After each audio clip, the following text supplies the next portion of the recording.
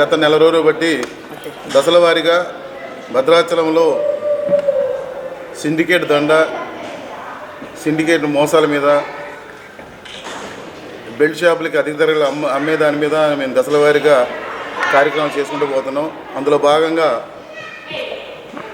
గత 15 రోజుల క్రితం తప్పకుండా మేము ఎంఆర్పీకే అమ్ముతాం, బెల్ట్ షాప్కి ఇచ్చే ప్రతి మద్యం బాటిల్ వైన్ షాపులో అమ్ముతాం అని మాకు మాట ఇవ్వడం జరిగింది.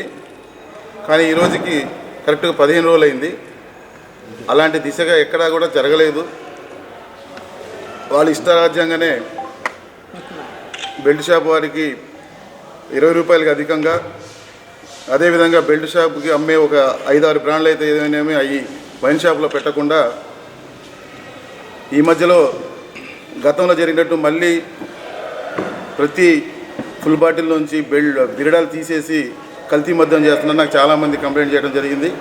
కల్తీ మద్యం కూడా అమ్ముతున్నారు. అదేవిధంగా రోజుకి 3 నుంచి 4 లక్షల మద్యం భద్రాచలం వైన్ షాపుల నుంచి ఆంధ్రాకి కూడా తరలుతుంది. దానికి సపరేట్గా మనుషులు పెట్టి పల్లెటూర్లలో, ఇప్పుడు ఆంధ్రాలో లాస్ట్కి వచ్చింది ఎలక్షన్ కాబట్టి అక్కడ పట్టించుకోవట్లేదు కాబట్టి ప్రతి ఊర్లో వీళ్ళు తీసుకెళ్ళి డంప్ చేస్తున్నారు.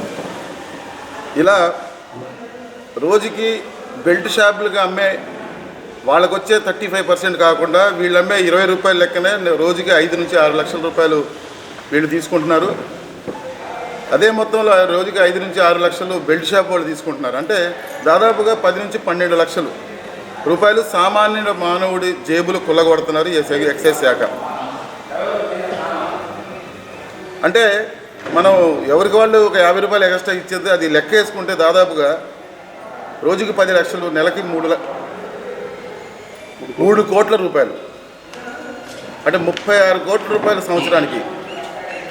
అంటే మనం సామాన్యుడి దగ్గర డబ్బులు వాళ్ళకు వచ్చే లాభం కాకుండా, ఇది వాళ్ళకు వచ్చే 35% కాకుండా, ఇన్వెస్ట్ మీద 38% వస్తుంది వాళ్ళకి. వాళ్ళ లాభాలు కాకుండా వీళ్ళు అధికంగా అమ్మే డబ్బులు దాదాపుగా 36 కోట్లు ప్రజల సొమ్ము ఈ సిండికేట్ వ్యవస్థ తీసుకుంటుంది. ఇది అందరికీ తెలిసిన విషయమే.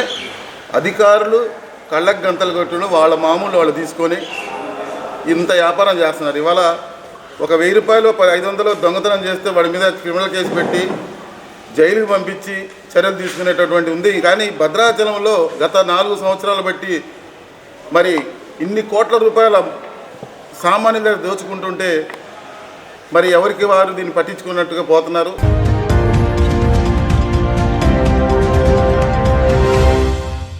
ప్రియమైన 8TV ప్రేక్షకులారా, 8TV తాజా వార్తల నోటిఫికేషన్ మీ దరికి ఎప్పటికప్పుడు చేరాలంటే ఇప్పుడే 8TVని సబ్స్క్రైబ్ చేయండి. ఈ తాజా వార్తల లింకును ఓపెన్ చేసి సబ్స్క్రైబ్ క్లిక్ చేసి గంట బటన్ నొక్కండి. ఇక ఎంచక్కా తాజా వార్తలు మీకు చేరుతాయి.